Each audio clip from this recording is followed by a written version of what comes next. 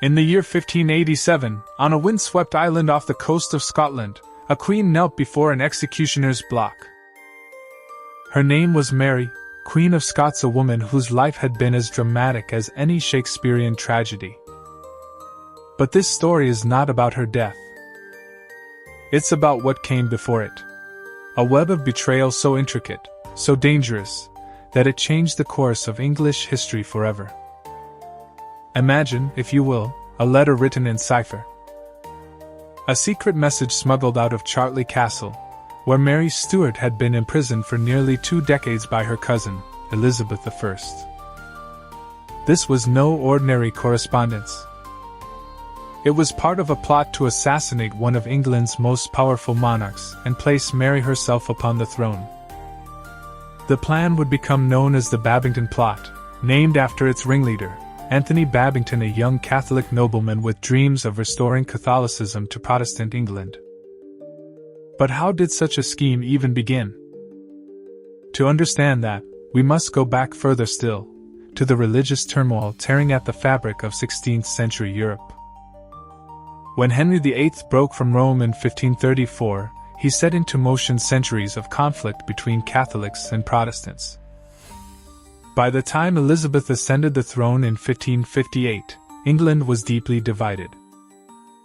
For many Catholics, Elizabeth was illegitimate, a bastard ruler who defied papal authority. And for those loyal to Rome, there could be only one solution: remove her. Mary, Queen of Scots. Widowed, exiled, and desperate to reclaim her freedom, she became both a pawn and a player in this deadly game. From her captivity, she communicated through coded letters with conspirators across Europe.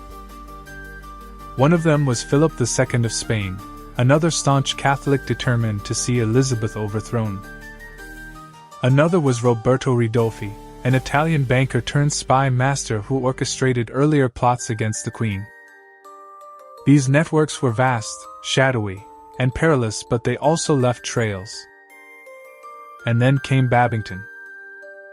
Young, idealistic, and fatally naive, he believed he could orchestrate Elizabeth's downfall without consequence.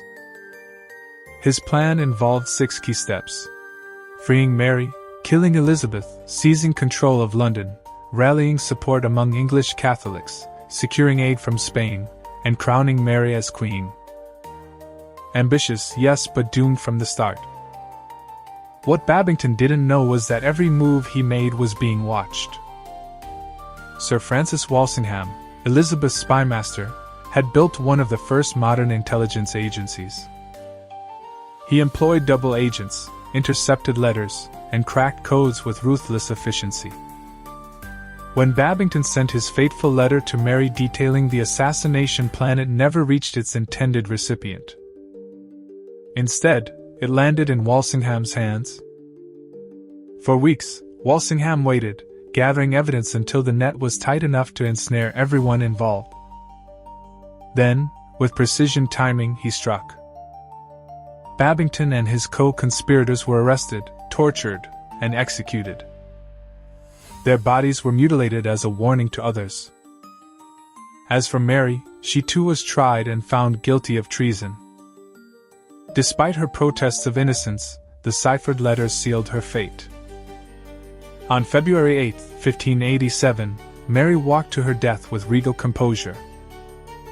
Yet her execution marked more than the end of a tragic life. It signaled the triumph of Elizabeth's reign and the defeat of Catholic insurgency in England.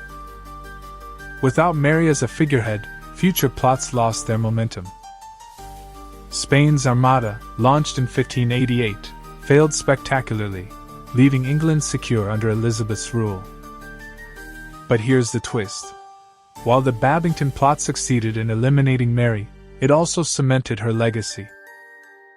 In death, she became a martyr for the Catholic cause, her story immortalized in art, literature, and legend. Meanwhile, Elizabeth, once seen as the Virgin Queen, protecting her people, grew increasingly paranoid.